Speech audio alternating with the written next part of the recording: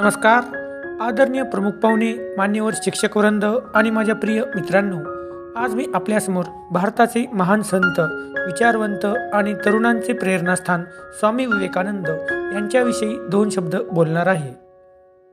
स्वामी विवेकानंद यांचा जन्म 12 जानेवारी 1863 रोजी कोलकाता येथे झाला.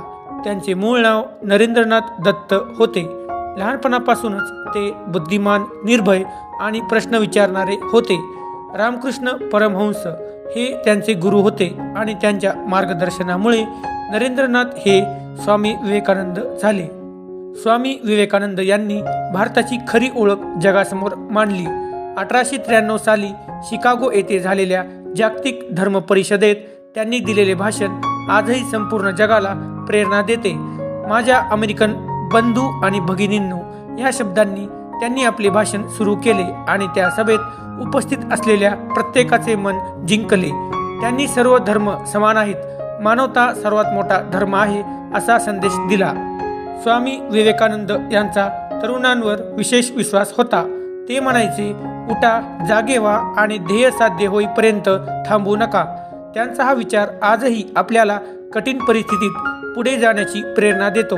त्यांनी आत्मविश्वास, परिश्रम, देशप्रेम आणि सेवाभाव यांचे महत्त्व अधोरेखित केले.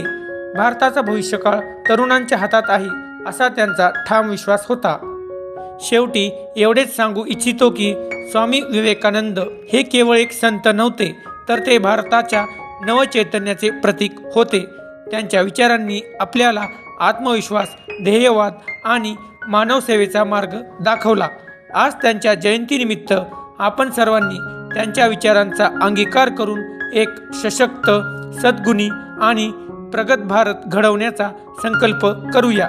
त्यांच्या विचारांना आपल्या कृतीतून जिवंत ठेवणे हीच त्यांना खरी आदरांजली ठरेल.